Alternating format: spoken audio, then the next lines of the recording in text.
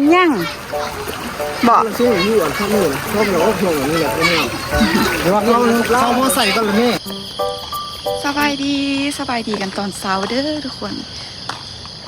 สิพากันย่างไปเบิ้งน้ำสารเนาะเพราะได้ยินเสียงเมื่อคืนนี้ตอนเช้านี้ก็ได้ยินเสียงแห้งทุกคนฝนตกคือ2-3 มือติดเนาะตั้งแต่มือที่วันที่29ทุกคนตั้งแต่พวกมีนาค่ายางแล้วพวกมีนาค่ายางแล้วก็คือตกมาเลยเนาะแล้วจ้าว่าพายุเข้าสันดอกพายุฝนเข้าทุกคนแบบมาแบบไปขนาดทุกคนเนาะมาแบบตกมือนี้สมมติตกมือนั้นค่ะแล้วคือแบบมืดมือเลยน้ำแบบเพิ่มขึ้นแบบเห็นทีแบบคนเนาะเห็นอยู่ประเทศอื่นนะที่แบบว่าน้ำท่วมบ่อสินะละกะมีอยู่แถวนั้นพูนเนาะมีเขื่อนแตกอย่างเงี้ยแหละอยู่บ้านเวียงไอ้ขำเนี่ยประมาณนี้ทุกคนเป็นบ้านของอันหมู่ทุกคนเนาะนี่ว่าเขื่อนแตกว่าสิเบิ่งน้ำเนี่ยล่างข้างมือเหมือนพระเจ้ามืดโอ้เจ็บอยากสิยาเบิ่งว่าดีเสียงแห้งดูฟองน้ำลงมาเลยคุณเบิ่งน้ำหวาก็เบิ่งน้ำตาดลงมาคุณมึงท่วมหน้าก็จะหมดเลยคุณป้าทุกคนอยากได้ยินเสียงมาแห้งเนี่ยลูกมาบักอมคืนนี้เพราะว่าฝนมันยังตกอยู่เนาะฝนมันยังตกถ้ากระสาวบางกี้เมื่อกี้อยู่ทุกคนบางชี้แจงนี่นะเพื่อเตียงนึงนะมันเศร้านะก็บนขึ้นไปทางไปทางสำนักทุกคนเนาะไปทางเข้าไปในเมืองพุ่นนะน้ำเกือบจู่ขั้วนะคนว่ามันขึ้นสูงนะก็มันไล่พุ่นนะอันตรายทุกคนเป็นตะยานขนาดน้ำกระบักแห้งน้ำเซียวขนาดป้าขันแบบขัดฝนบนเสาอีทุกคนเป็นตะยานอีลี่เลยขันว่าตกแบบมือนี้หมดมืออีกเพราะว่าเขาเจ้าพายุอันนั้นชิมาอีเนาะพายุยังโหลืมละมือว่านี้มีเจอพายุบัวลอยทุกคนเนาะเขาก็นำคักขนาดเลยน้ำล่างน้ำไล่อยู่เหื่อได้ยินเสียงแห้งเสียงนำนะจนคืดยานว่าว่าแม่นำสิล่างมาว่าคือว่าแห้งแท้เนี่ยมาเบิ่งเนาะตอนนั้นขึ้นหอดทันทุกคนหอดลมพุ่น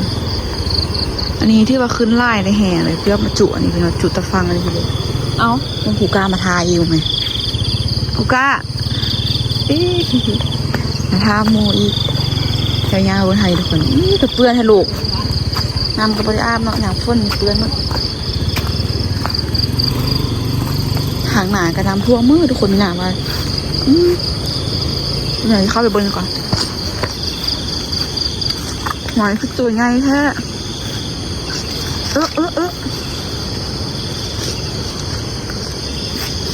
เหมือนยังมีไพ่ตื่นจะขน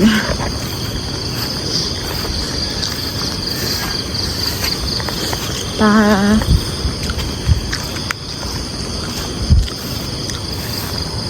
ดูเขาเจ้ากาเขาเจ้ากาแกงอย่างจะได้ไหม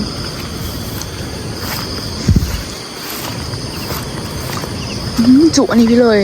ทุกคนตัวนี้นี่เป็นหนาเขาจะหมดเลยนี่นะตัวนี้นี่สิเป็นหนาของเขาจะหมดเลยหัวเถิงพูดหนานะอันนี้มันหนามาเลยหนาเข้ามาเลยลวกหมดทุกคนเนาะจากหัวจากเอี้ยเนาะเขาจะรอมไว้นะนี่นะว่าน้ำไล่แห่แบบนี้มันน่าจะสวหมดอันนี้คือเป็นบ่อที่เห่ามามากมาการเครียดทุกคนเนาะการเครียดการจักจั่นนะก็เบิ่งนาเนาะนาพวกเขาอยู่นาก็จะเป็นแบบนี้เลยทุกคนมีนาเบิ่งนะเพราะว่าเพราะอะไรก็เข้าไปตลอดเนาะว่าน้ำท่วมเพราะว่าเพื่อนมีน่องป่าเนาะเพื่อนต้องได้ไปแบบไปกักไปแย่งน่องป่าไว้นะคำภาษาอะไรเป็นป่าไร่นี่มืดทุกคนฝนตกมาแบบมีซ้ำเถื่อแล้วที่แบบน้ำท่วมเข้าน่ะงูปีนี้สิได้กินเขาหรือบ่เนาะน้ำฝนตกมาไม่น้ำท่วมตลอดทุกคนเบิ่งอาการมือนี้ว่ามีนาคือสิตกมาอีกมือคืมนี่เลยน้ำกับว่าคุ้นๆเนาะน้ำหนาจะแบบกลายเป็นเบิ่งน้ำทุกคนบักง่ายๆเบิ่งทางนี้นะ ป่านว่าแบบเป็นน้ำคลองอยู่บ้านมีนาเลย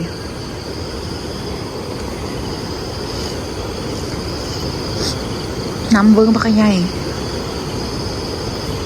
เป็นจะใหญ่ทุกคนอันว่ามื้อนี้ฝนตกอีกขนาดนี้น้ำตรงนี้มันสิเง่มาเนาะเพราะว่าตัวนี้มันขึ้นสูงแห้งนะเท่งว่าตัวนั้นสิเป็นฟังก็ตามพอน้ำมีพุ่นก็ไล่มาส้มทบอีกการลงไปได้จากกิ่งมอกิ่งไม้คนเอาไล่มาแต่ปู้ไล่มาแต่ถึงคนลงมานะปีนี้ขนาดฝนตกพายุเข้าน้ำท่วมตลอดทุกคนท่วมแบบเคสอื่นเคสนั้นพุ่นนะท่วมตลอดเลยเพราะว่าแบบเป็นเคลื่อนทุกคนเนาะเคลื่อนก็จะเก็บน้ำบอยู่สินะเป็นเคลื่อนแต้แล้วก็น้ำป้าไล่มาสินะแต่ไข่แต่แบบฝนเสาบนนึงแล้วน้ำมันก็ลงนะจะว่าเบิ้งนี่คือสิมาอีกเนาะเพราะว่ายังพายุตัวไม้มาอีกทุกคนปะอุ้ยเสียงอะไรญาติอีนี่ได้บอกเรื่องนำทุกคนย่านยายมีนานนะเพราะทุกคนบางคนเป็นเบิ้งเลยตอนนี้มันบ่แม่นนะทุกคนแล้วนะมีดีอยู่พุ่นได้ตอนนี้เป็นหน้าข้าเจ้าเนาะน้ำมันไล่มาไอ้หูก้าเบิ้งข้าเจ้าน่าจะปลูกอย่างคนเนาะกาอย่างใช่พูดนะขึ้นกุ๊บเลยบริกีดอย่างตั้งแต่มือนะทุกคนตั้งแต่มือจกอย่างค่ายแล้วกับบริกีดเลยที่มาถึงที่อย่างเช่นปกติว่ามีหน้ายินอยู่ริมถึงพี่เบิ้งมา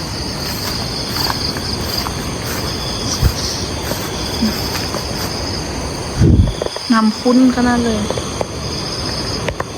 ทุกคนฟังแต่เสียงน้ำเลยแห้ง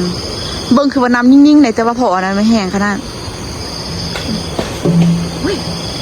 กอไผ่ทุกคนมันบริสุทธิ์ซ้ำนี่ได้เพราะว่ามันเข้าไปทางนั้นอีกเวลามันเข้าไปทางหน้าเขาจะอีกคุณใดทางหน้าเป็นหน้าเป็นส่วนปักเห็ดมักเขาเจ้าเนาะมันเข้าไปพูดอีเลยทุกคนก็เป็นส่วนย่างเขาเจ้าขนาดดินั่นลืมเบิ้งคนขนาดพูดนะเข้าไปจำพูเลยซอสเอาพูเลยเวลาที่เขาเจ้าที่เอาไปให้ไปส่วนทางนั้นก็คือต้องได้ขี้เหื่อไปทุกคนแต่ว่าขี้เหื่อมีนากับบุกาขี้ทุกคนยานเลยโมหน้ำบักเสี้ยวบักแห้งปะราคาให้เข้าป่าไปหันเดี๋ยวสิไปเบิ้งเข้าแล้วน่าจะกินข้าวกินน้ำเดี๋ยวมีนาสิเข้าไปนาทุกคนเดี๋ยวสิพาทุกคนไปเบิ้งนาดูว่ามันเป็นจังได้ตอนนี้เพราะว่ามีนากะตั้งแต่ฝนตกมาก็คือบริออกไปได้เลยทุกคนอยู่ที่เหือนยินพร้อมสักพอไหลว่าน้ำท่วมกันยังบ่ทันได้เข้าไปเบิ้งเถอะเนาะเดี๋ยวกินข้าวกินน้ำมาเดี๋ยวสิพาทุกคนเข้าไปเบิ้งมีนาก็ยังบ่ทันได้เห็นจักบ้านตั้งแต่น้ำท่วมมาทุกคนเธอหนึ่งเธอสองเธอสามพนะบ่ทันเข้าไปเบิ้งจากเธอเลยส่วนแบบมีนาสิเข้าไปเบิ้งพนะสมมติมันฝนเสาสิได้ไปกีดอย่างสินะส่วนที่เข้าไปเบิ้งน้ำมันก็ลดหมดละไปเดี๋ยวพาไปเบิ้งข้างในทุกคนทุกคนว่าสิพากันออกไปนาเบิ้งทางน้ำเต็มเลยอันนี้เป็นทางเข้าอันนี้เป็นทางบ้านทุกคนทางแถวบ้านนี่ออกไปนอกกับบ่ได้เลยทางนอกที่เข้ามากับบ่ได้นะป้าเนี่ยฮะกับไม่เห็นทุกคนมันตกเฮงเลยเมื่อคืนนี้นะเพราะตอนนี้ก็มืดมาอีกแล้วกบเฮ้ยแม่ผมเลยโทรกันยาป้ามันก็จะย่างมาปุ่นนะผมเลิกมาไหนเนาะดัดน้ำเกี่ยวที่ไหนดัดเนาะเมื่อไหร่ดันในทุกอย่างคนทวนมันก็จะย่างมาซอกทุก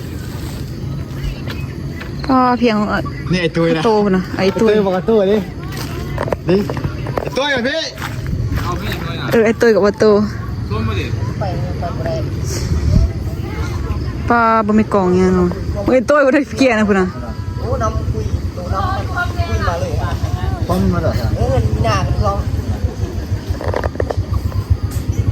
ป้าทุกคนน้ำมันบ้อนน่ะนะน้ำมันบ่ระบายนะมันข้างเลยป้านะ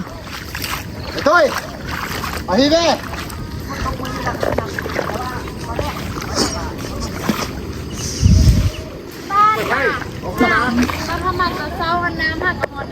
เห็นปะมันน้ำห้วยมันทั้งลงมาเด้มันไม่มีบ่ระบายคนเบิ่งคนนะทางนั้นลึกเลย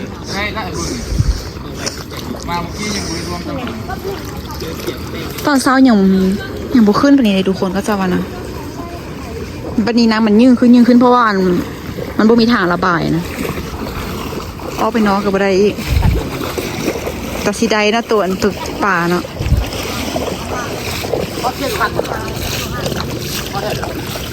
ดูปุ๋ยเต็มแล้วบอกใช่จังหวัดนั้นก็รถไปพุ่นแบบนี้ทีนี้มันต่ำ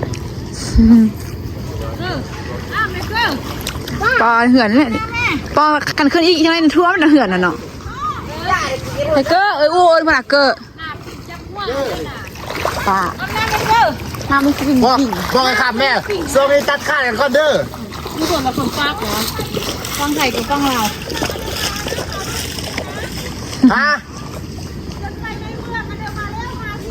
โอ้โซมีตัดขาดกันก่อนปะทะกันบ่ได้โซมีน่ะ ตัวข้องจีดเนาะอัตตา จับดีเลยกี่กูถ้ามึงต้องนำกูได้เลยกี่เสียหายอะไรเส้น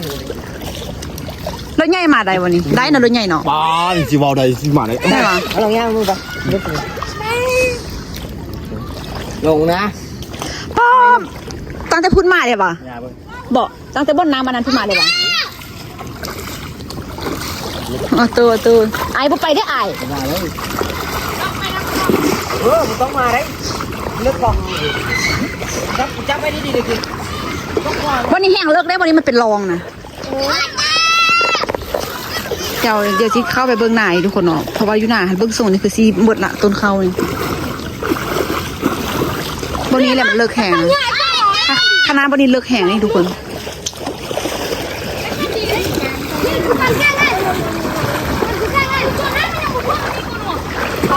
เดี๋ยวจะย่างไปเพิ่มดู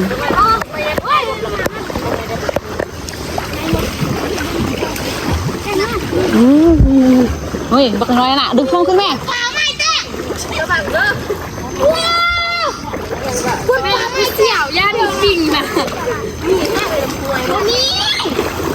เสือแม่ เนี่ย ทักก็ไปหาตัว คันมันพ่นมาอีกนี่ มันก็เพียงของบ้า จะย่างไปก็ไม่กิ๊ก ก็เพียงประมาณนี้แหละ ถ้ามันลอยไปสระบอก ถ่ายคลิปอยู่ไปตัดโอ้ คันพ่นมาอีกทุกคนเบิ่งก็บ่ได้นี่นะ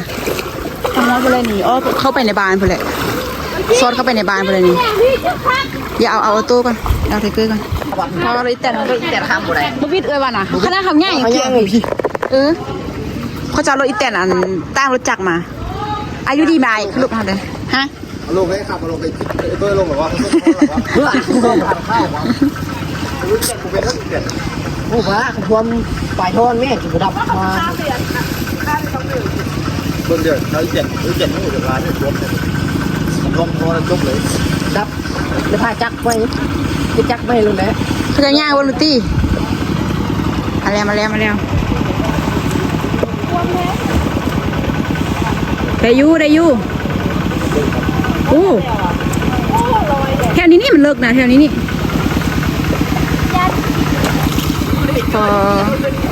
เมื่อไอ้บอดี้ย่างมาปุ่นน่ะทำเป็นตัวย่างตัวจิบๆนี่ปุ่นน่ะนี่เลยเลิกนะ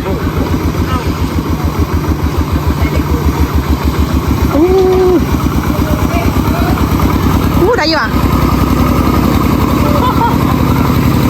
เข้าท่อแ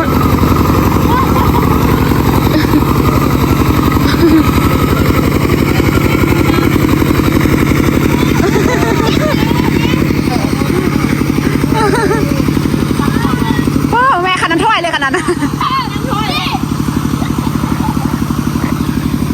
ครยืนหนึ่งแม่เนาะเนาะใครยืนหนึ่งนี่จุดท่อเลยก็หนีไม่เดียวหนึ่งขนาดขนาดถ้อยแล้วขนาด เท่าไหร่ละขนาดเท่าไหร่ละไปได้ละขนาดนั้นใครขนาดสู้กันนี่ ไอ้นี่เปียกเลยแค่กับเปียกคุณแม่เปียกเลยค่ะ มันควรจะเบิ้ง เราดอง จะกินน้ำดิ อะไร ไอ้นี่ลุยมาเลยไอ้นี่เนี่ย เดี๋ยวเบิ้งได้ปีจะห้ามไอ้นี่หรอปะ น้ำห้วยเนาะ อบยุงกัดกบ มียุงกัดอีก ขนาดนี้อย่างนั้นขี้ซ้อยอย่างบ่บ้าแล่เหือนปากต่ำเนาะเบิ่ง วันนี้มันมาถึงดิก็ถึงห้วยถึงลงเหว มันอัดกันเด้อันนี้ก็อัดอันนี้ก็อัดอันนี้ก็อัดขึ้นมาอันนี้ก็อัดลงไป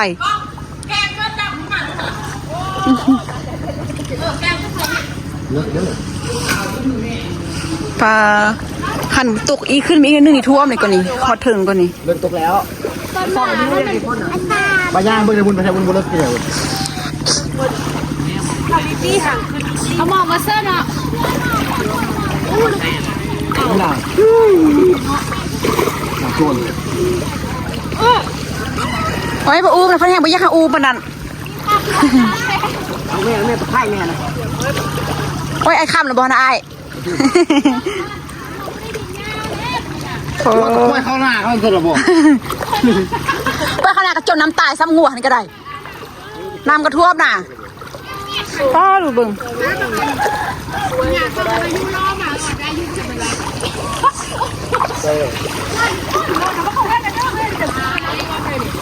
ว่าไม่ทันเด็ดเลยเด้อ พ่อน่ะยวนเท่าแก่น่ะ ลุกมาเลย ไปเลยครึ่งนึงเลยเขาไปเมื่อเช้านี่เงินเราให้มันจะปูดจะกันเดี๋ยวเรากำลังเฮ็ดใหม่ปูดใหญ่ ไปก่อนไปก่อนแต่ว่าแล้วบุกเก็ตเดือดไว้กับต้องมาลิ้นท้องหันเงินร้านไป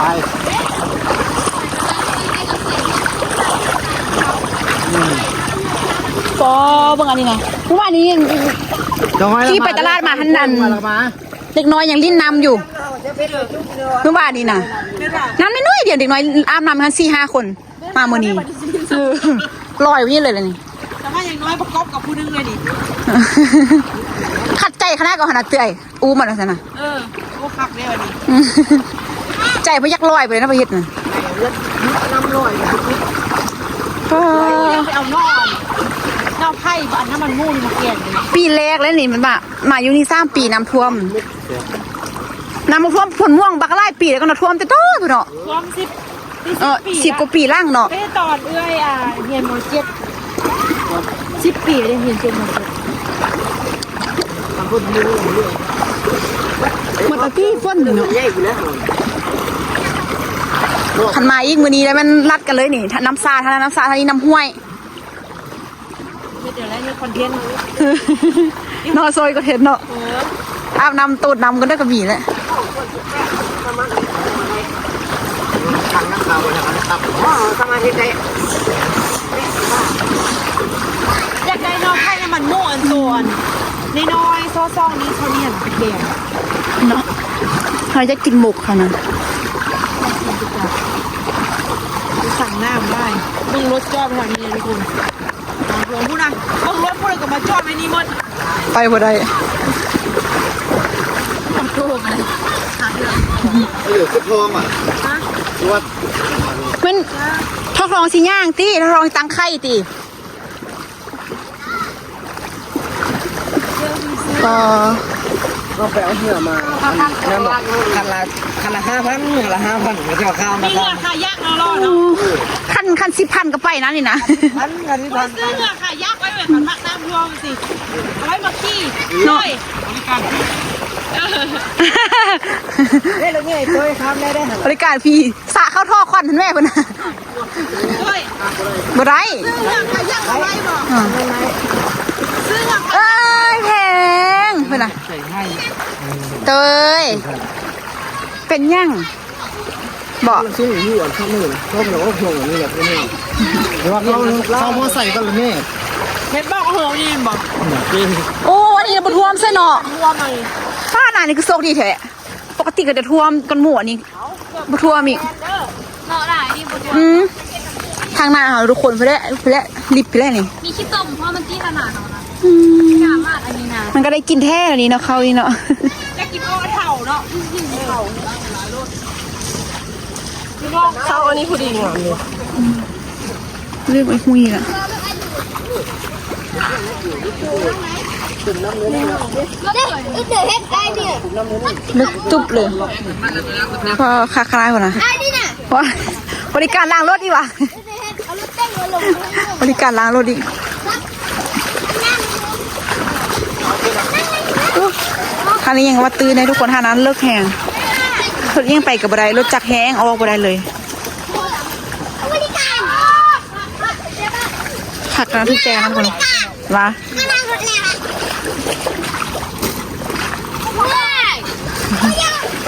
ก็พากันไปโรงเรียนจักคนเลยเนาะพวกน้อยนี่เนาะ ว่าหน้าทุ่งเห็นหรอเบียร์ น้ำท่วมเบียร์หน้าทุ่ง น้ำท่วมเหียนี่ ตะบุรีเห็นหรอ ผักเลยเนาะ ขึ้นไงอ่ะถ้ามันจะขึ้นมาเลยก็ได้ โอ้ยมันคือต้นเกาะขับตาเลยเกาะ เกาะน้ำพากันซะพูดน่ะเอว พี่เด้อขึ้นลงเด้อ มันก็อันบ่อนน้ำตา ตัวมึงนี่เบิ่งมึงน่ะอุ้ยน่ะอุ้ยท่านไม่แย่ว่ะ ตัวกันเลย คากว่าลอยน้ำเบาะตัวอารมณ์ดีแล้วว่ะลอยน้ำไปไป ค่ะไปลอยน้ำไป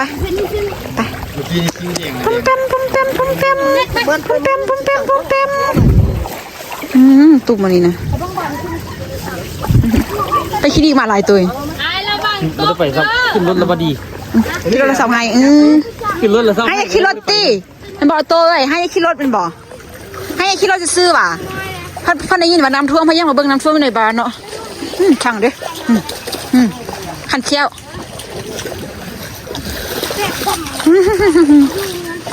โอ้ใจคือจอดรถพันแรกมาเฮ้ยยายชิบเอาละจ่ะไอ้จ่าไว้จี้จ่ะอุ้ยมานำลูกสาวตี